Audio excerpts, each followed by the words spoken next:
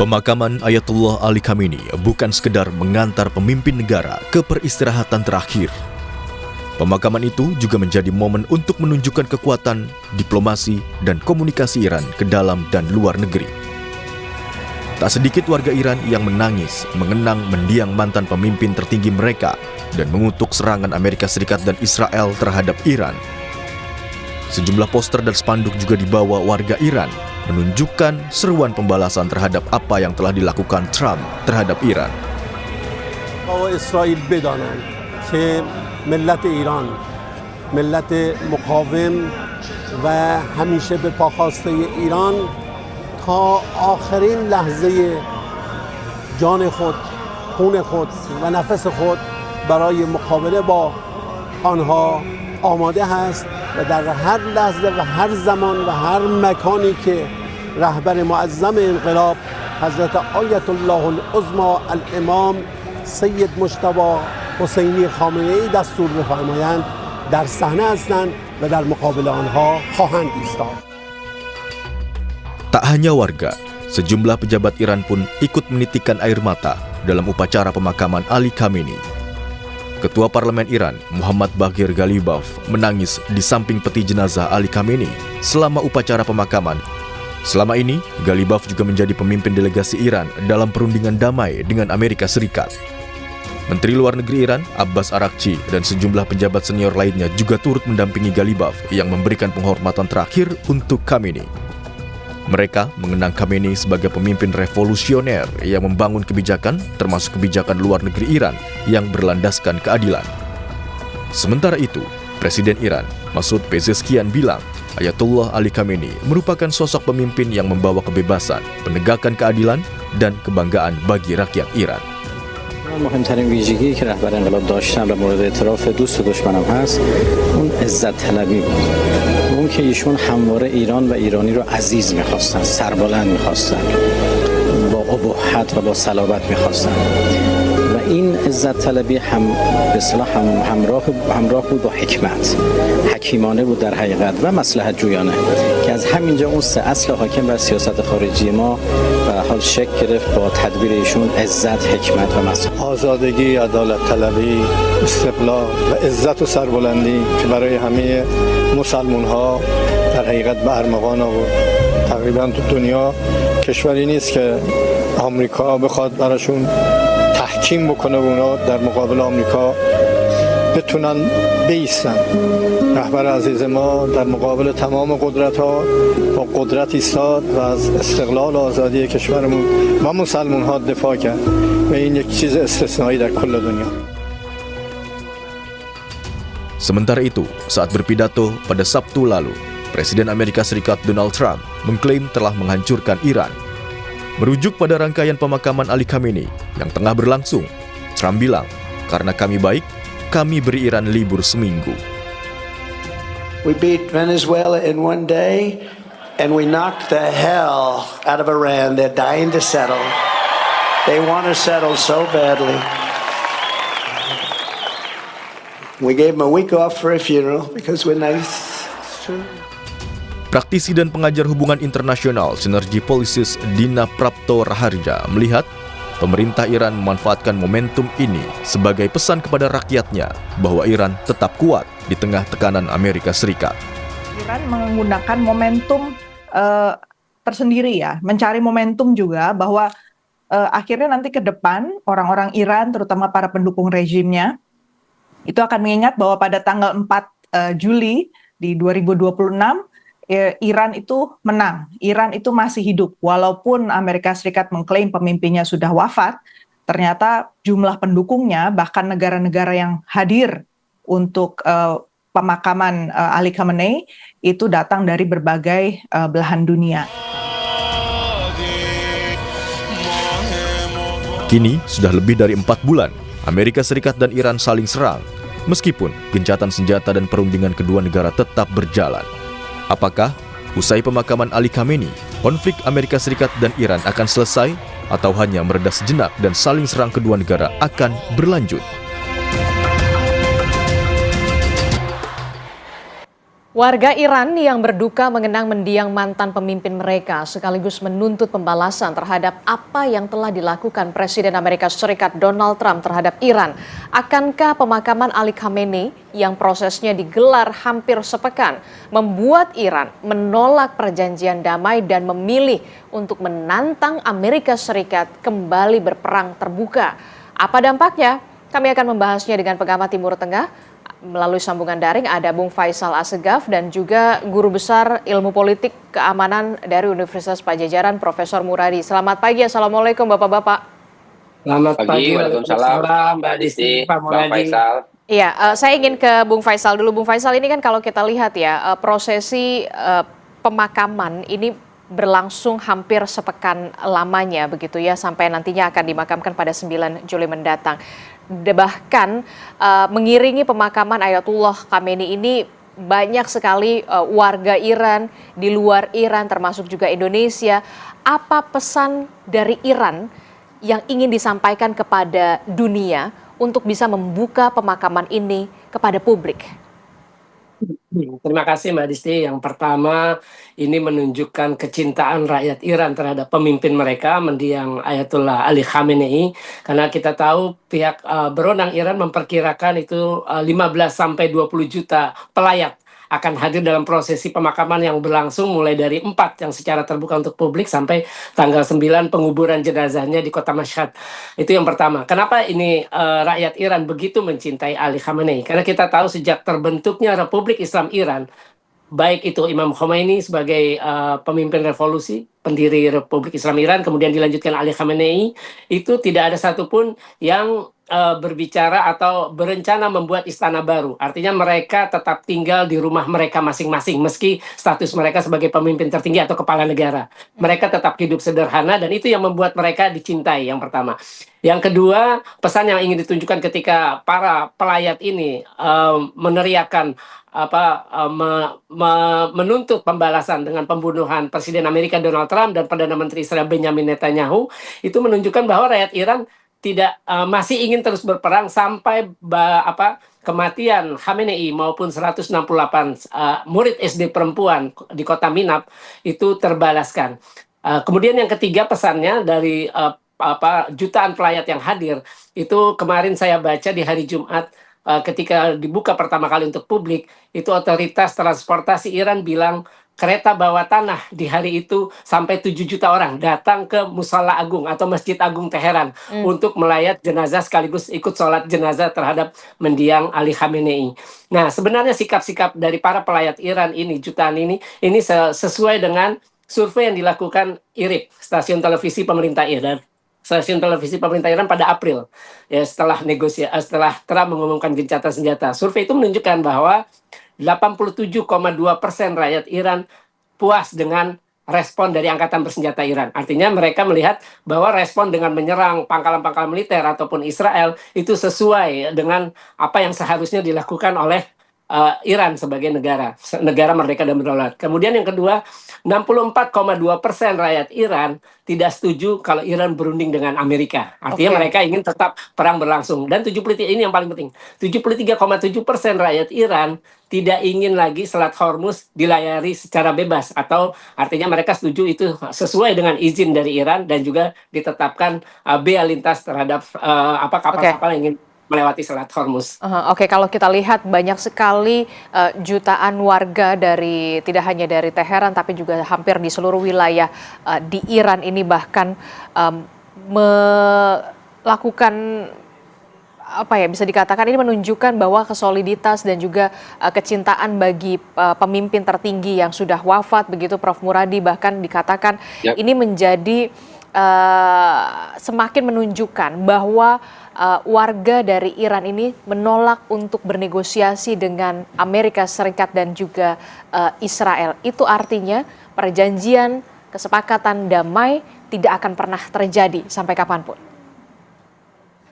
Ya, saya ada empat perspektif ya. Saya kira saya akan menambahkan Bang Faisal sampaikan. Pertama, memang perspektif kultur teologis ya. Memang pada akhirnya memang dalam konteks Syiah meninggalnya imam, meninggalnya pemimpin itu memang akan direspon seperti itu. Yang kedua, saya nyebutnya perspektif politik.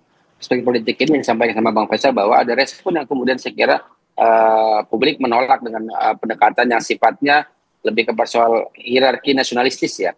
Nah, yang ketiga, saya kira kita bisa melihat perspektif terkait dengan misalnya peperangan.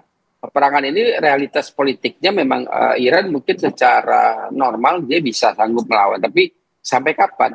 Karena realitas politik di Iran juga tidak dalam kondisi baik-baik saja. Artinya memang itu adalah bagian ekspresi yang memang saya kira wajar dalam konteks meninggalnya pemimpin besar, meninggalnya pahlawan dan sebagainya. Nah, yang keempat saya kira menarik ini gini, Pak. Tadi bicara soal Selat Hormuz. Nah, perspektif geopolitik ini juga akhirnya orang akan kemudian backfire ke Iran kalau kemudian betul misalnya warga Iran ingin mempajaki, saya istilahnya mempajaki Selat Hormuz. Saya kira itu menjadi salah satu yang saya kira akan backfire bukan saja untuk konteks Iran sebagai bagian dari geopolitik yang Timur Tengah, tapi juga Iran sebagai entitas negara. Karena memang sebenarnya secara prinsipil apa yang disampaikan, apa yang terjadi kemarin, hari ini dan sebelumnya itu adalah bagian penting dari apa yang saya sebut sebagai bagian dari ekspresi mereka terhadap meninggalnya wafatnya pemimpin, sama seperti ketika Imam Khamenei dan Qasim Sulaiman ya, ketika kemudian mereka dibunuh oleh Israel begitu. Oke, jadi Anda mengatakan ketika memang akan ada rencana untuk mempajaki dalam tanda kutip Selat Hormuz, ini bisa berpeluang backfire juga terhadap Iran itu sendiri ya, Prof. Muradi. Nah, bagaimana kalau dari pandangan Bung Faisal Assegaf soal ini? Ya, kalau saya lihat ketika rakyat mendukung apa yang dilakukan oleh penguasa, itu artinya Iran solid. Karena kita tahu kemarin Trump ketika menyikapi jutaan pelayat datang, dia juga kaget. Oh, ternyata Khamenei ternyata dicintai rakyatnya. Ini yang membuat Iran menjadi kuat. Jadi inilah yang menjadi alasan beberapa, mungkin banyak upaya intelijen ataupun apapun yang dilakukan oleh Amerika maupun Israel untuk menumbangkan rezim ini gagal. Karena kelihatan di prosesi pemakaman ini sampai jutaan pelayat datang, dan itu pun membuat heran Trump. Ternyata begitu banyak orang yang mencintai Khamenei. Ini pengakuan yang disampaikan Trump kemarin ketika dia melihat jutaan pelayat datang untuk memberikan penghormatan terakhir, kemudian juga ikut melaksanakan sholat jenazah terhadap sholat jenazah terhadap mendiang Khamenei. Nah, kalau misalkan ini barusan saya dapat kabar bahwa hari ini Garda Revolusi Islam Iran menembak kapal tanker, mungkin super tanker, itu di jalur alternatif yang didesain oleh Amerika bersama PBB yang melintasi Oman. Ini baru saja kejadiannya, tapi belum ketahuan identitas kapalnya. Artinya, apa yang dilakukan oleh Iran setelah perang ini akan membuat Selat Hormuz berbeda, karena itu juga yang diinginkan oleh Mujtaba Khamenei. Dia tidak ingin Selat Hormuz dibuka secara bebas, makanya Iran tidak sendirian. Iran ingin mengajak Oman sama-sama mengelola Selat Hormuz karena itu bagian dari wilayah kedaulatan. Jadi menurut Anda ini tidak akan backfire kepada Iran, begitu ya?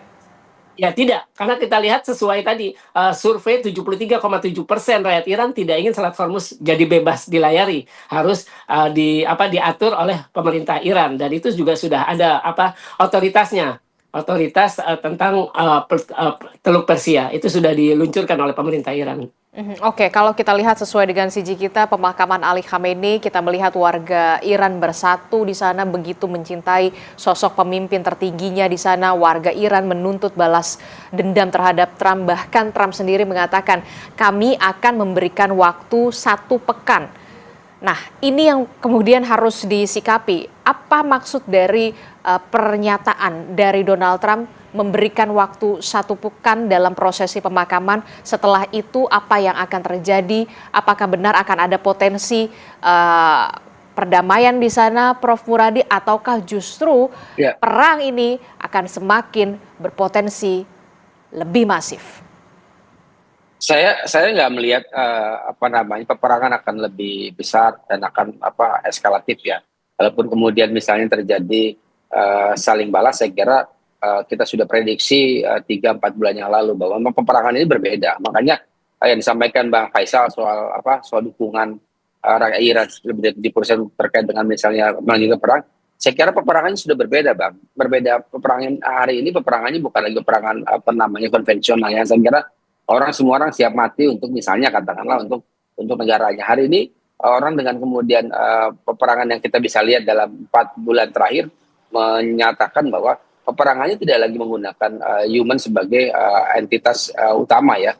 Artinya beberapa hal yang saya kira penting buat kita garis bawahi bahwa kemudian dukungan Iran ini adalah masif. Saya kira tadi saya bilang ini ada bagian dari tradisi kultur, tradisi keagamaan Syiah yang memang mencintai mimpinya jauh lebih besar dibanding kita, katakan seperti itu. Jadi saya ingat sekali misalnya dulu wafatnya Imam Khomeini jauh lebih besar, kemudian juga ada Qasim Sulaiman juga sama. Artinya secara prinsipil saya menangkap bahwa itu adalah bagian ekspresi saja. Nah, apa yang kemudian saya ingin catat bahwa kemudian tadi misalnya apakah ada eskalasi, saya melihatnya ini justru kemudian bagian dari tanda kutip ya TikToknya antara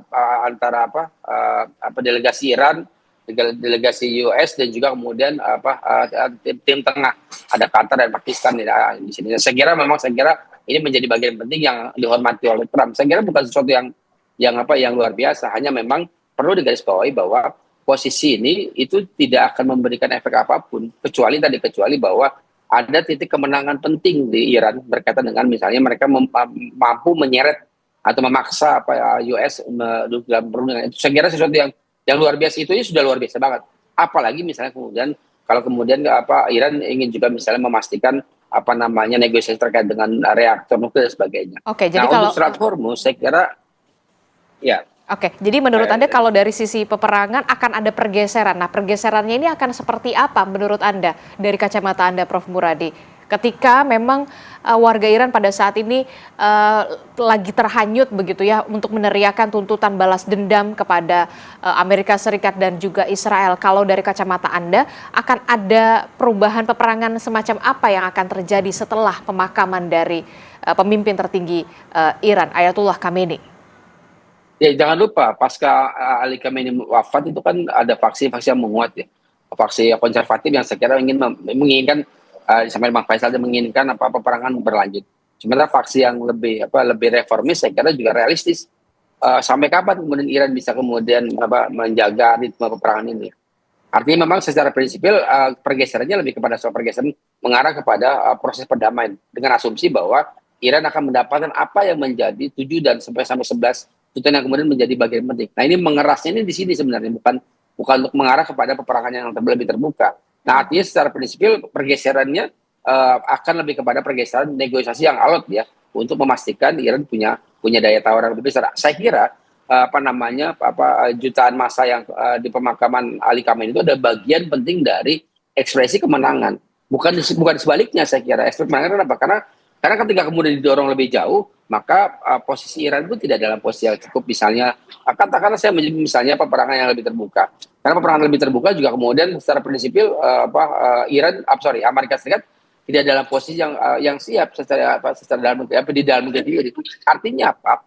Yang penting buat Iran adalah memastikan 3 hal. Yang pertama adalah dia harus memastikan bahwa kemudian aset mereka tidak dibuka lagi. Yang kedua, dia harus memastikan bahwa reaktor pengayaan nuklir itu kemudian tidak menjadi isu utama. Nah, yang ketiga saya kira menarik adalah bagaimana kemudian mereka bisa mengelola bersama, bukan memajaki ya, saya mengelola bersama Selat Hormuz. Kenapa? Karena kalau ini kemudian diarahkan seperti yang diinginkan oleh publik Iran, maka saya kira backfire, orang kemudian akan menjadi tidak lagi mendukung Iran secara entitas ya. Mereka akan menganggap bahwa ujung perang ini adalah soal keuangan dan sebagainya, yang pada akhirnya membuat Iran tidak lagi punya sokongan publik di internasional. Saya kira orang macam saya, Bang Faisal dan banyak warga muslim dunia gitu kan lah, itu bersimpati ke Iran. Tapi kalau dengan model misalnya memajak itu, saya kira menjadi salah satu yang penting buat kita untuk kemudian mereka akan menjadi backfire kalau dilakukan. Kalau dari perspektif Bung Faisal sendiri seperti apa? Kalau menurut Prof. Muradi akan ada pergeseran, lebih alot dalam hal proses negosiasi antara Amerika Serikat dan juga Iran pasca pemakaman pemimpin tertinggi Iran, Ayatullah Khamenei. Ya, kalau saya lihat dari pendapat Trump bahwa dia memberikan waktu libur seminggu, artinya ada potensi dari Amerika maupun Israel untuk mencoba terus melanggar, sebenarnya sudah dari awal melanggar nota kesepahaman ya, ketika Amerika tidak bisa menjamin Israel tuh mundur dari Lebanon, itu sudah pelanggaran. Jadi saya rasa bagi rakyat Iran sudah tidak ada kepercayaan lagi terhadap Amerika. Seperti pernah disampaikan oleh Menteri Luar Negerinya Abbas Araghchi waktu pertemuan tidak langsung di Islamabad April lalu. Kemudian juga potensi perang skala terbatas atau pertempuran bisa terjadi di Selat Hormuz. Karena hari ini tadi seperti saya sampaikan, ada serangan dilakukan Garda Revolusi Islam Iran terhadap kapal supertanker yang melintasi jalur alternatif dekat perairan Oman, lepas pantainya Oman. Itu adalah jalur alternatif yang didesain dan disetujui juga oleh Amerika Serikat untuk melawan jalur yang ditentukan oleh Garda Revolusi Islam Iran, yakni jalur yang dekat lepas pantainya Iran. Jadi saya kira potensi perang atau pertempuran antara Amerika dengan Iran atau Israel tetap terbuka setelah prosesi pemakaman, karena memang dari awal Amerika maupun Israel sudah tidak menepati nota kesepahaman, terutama yang nomor 1, yaitu jaminan atau penghentian perang di semua front termasuk di Lebanon. Oke, termasuk juga soal ini, kita bergeser ke pemikiran lain soal Mojtaba yang kabarnya tidak hadir dalam pemakaman ayahanda yakni Ayatullah Ali Khamenei. Termasuk juga apakah bisa digambarkan bagaimana Iran selanjutnya tanpa Ali Khamenei seperti apa, Bung Faisal? Ya memang tidak hadirnya Mujtaba sebagai pemimpin tertinggi baru, pengganti ayahnya itu karena alasan keamanan. Kita tahu prosesi pemakaman, mundurnya pemakaman dari jenazah Ali Khamenei juga masalah keamanan karena sedang perang, kemudian juga perlu persiapan besar prosesi penguburan dari pemimpin tertinggi negara. Terus kalau Mujtaba ini saya lihat ya itu masalah keamanan karena kita tahu baik Amerika maupun Israel, terutama Israel mengancam akan membunuh Mujtaba kalau dia terlihat di depan umum. Makanya Mujtaba memang sampai sekarang tidak muncul ke depan publik, tapi memang saya kira yang diharapkan rakyat Iran maupun para pejabatnya adalah bahwa Mujtaba akan memberikan rekaman video pernyataan bagaimana ungkapan duka dia terhadap meninggalnya ayahnya maupun keluarganya, karena di situ ada ibunya, kemudian juga di situ ada istrinya, kemudian ada putranya. Saya kira itu yang mungkin diharapkan oleh rakyat Iran, bahwa Mujtaba muncul melalui rekaman video untuk disampaikan kepada publik bagaimana Mujtaba menyikapi prosesi pemakaman ini, bagaimana Mujtaba menyikapi tuntutan para pelayat agar menyampaikan balas dendam dengan slogan bahwa bunuh Trump maupun bunuh Netanyahu.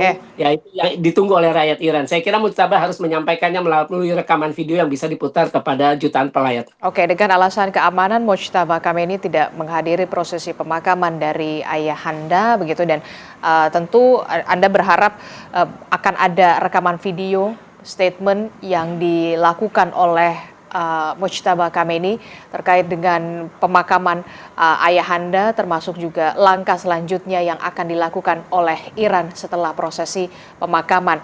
Nah, kalau Prof. Muradi sendiri bagaimana merespon soal ketidakhadiran dari Mojtaba Khamenei ini dengan alasan keamanan begitu ya? Bagaimana pula ketika nanti akan benar ada rekaman video yang akan dibuatkan dibuatkan oleh Mojtaba Khamenei soal proses pemakaman, termasuk juga langkah yang akan dilakukan oleh Iran selanjutnya?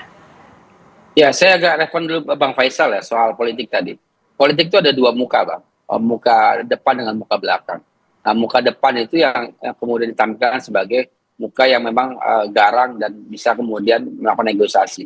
Nah, muka belakang itu bisa menjamin entitas nasionalisme mereka. Itu yang saya kira perlu digarisbawahi. Jadi ketika kemudian terjadi di pemakaman ini, saya kira itu bagian dari politik muka belakang. Memang pada akhirnya pemimpin di Iran itu akan memastikan bahwa gelora semangat anti Israel, anti US dan anti siapapun yang kemudian yang tidak menyukai Iran itu menjadi hal yang penting. Dan saya kira itu menjadi salah satu amunisi bagi pemimpin mereka. Nah, yang jawaban yang menjawab Mbak Adisti, saya kira begini, salah satu yang kemudian menjadi dinamika penting adalah pada akhirnya memang Mujtaba harus muncul. Karena video itu kemudian pada akhirnya akan dianalisis, Bang. Yang apakah ini videonya benar dalam konteks benar atau dia hanya sebagai AI. Ini yang saya kira berkali-kali kita perlu kemudian memastikan bahwa untuk memastikan bahwa pemimpin Iran dalam konteks baik saja itu adalah dengan tampil ke muka. Nah, apakah hanya mungkin 15 menit, 20 menit itu perkara lain, tapi pemimpin yang baik dalam konteks misalnya menjaga marwah semangat nasionalisme dan sebagainya ada di Iran adalah dia harus muncul. Nah, kemunculan itu penting. Nah, ini yang saya kira paling tidak bisa begini. dalam berbagai acara misalnya kita sering mendengar misalnya Menlu Iran yang muncul. Nah saya kira ke depan pada akhirnya kita juga butuh misalnya memimpin Iran tertinggi juga muncul dalam posisi yang jauh lebih brave ya. Kenapa? Karena posisi sekarang itu buat saya itu hampir mendekati perdamaian. Di mana kemudian posisi mereka menjaga entitas masing-masing menjadi penting untuk dijaga. Entitas ke dalam tadi misalnya menjaga marwah semangat nasionalisme dan sebagainya. Entitas keluar adalah bahwa kemudian mereka menjaga marwah sebagai entitas negara yang lebih jauh lebih punya dignity yang jauh lebih besar. Kenapa? Karena dengan dua itu yang saya kira kita akan memahami bahwa Iran sebagai entitas negara dia adalah posisi yang tough, baik pemimpinnya maupun kemudian maupun masyarakatnya. Oke, kalau melihat setelah prosesi pemakaman 9 Juli mendatang begitu, termasuk juga melihat kekuatan Iran maupun Amerika Serikat saat ini, Prof. Muradi, secara singkat lebih berpeluang kemana? Ke arah negosiasi perdamaian kah? Ataukah kemudian ada pergeseran, peperangan, perekonomian di sana atau seperti apa? Yang pasti akan ke negosiasi yang jauh lebih alot ya. Tapi begini, Iran maupun Amerika Serikat tidak dalam posisi yang siap untuk perang jangka panjang. Ya, masing-masing punya agenda politik ya. Jadi ya katakanlah dalam 2-3 bulan ke depan ada pemilu selah di Amerika Serikat, kemudian di Iran juga. Kemudian dia butuh konsolidasi setelah hampir 41 tahun di embargo.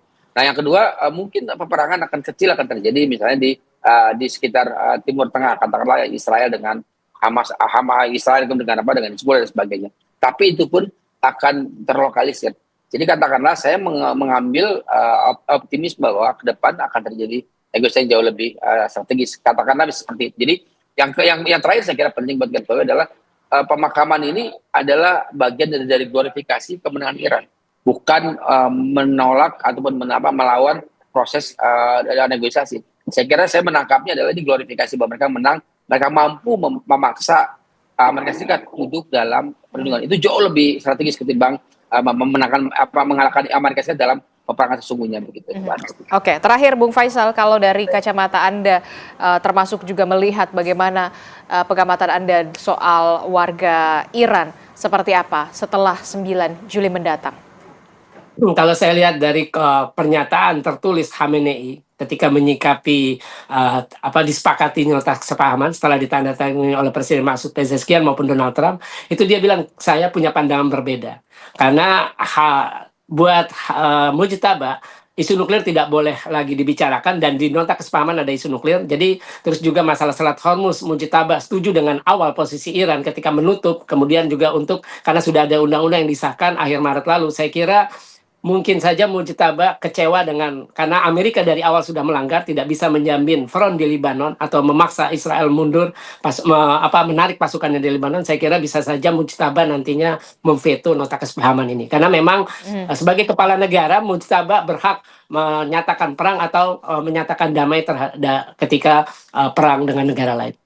Oke, kita akan tunggu seperti apa. Prosesi pemakaman masih terus berlangsung sampai nanti pemakaman akan dilakukan rencananya pada 9 Juli mendatang. Kita harapkan setelah ini akan ada proses perdamaian atau negosiasi kesepakatan damai, walaupun memang agak sedikit alot antara Amerika Serikat dan juga Iran. Tentu kita berharap kedamaianlah yang akan terjadi setelah ini. Terima kasih pengamat Timur Tengah Bung Faisal Assegaf telah bergabung bersama kami, dan juga Guru Besar Ilmu Politik Keamanan Universitas Padjadjaran Profesor Muradi. Sehat selalu Bapak-bapak. Assalamualaikum. Selamat pagi. Waalaikumsalam. Terima kasih Mbak Disti, Pak Muradi. Terima kasih. Saudara, informasi penting lainnya masih akan kami hadirkan. Salah satunya petualangan mega bintang Cristiano Ronaldo yang kini berusia 41 tahun di ajang pesta bola dunia berakhir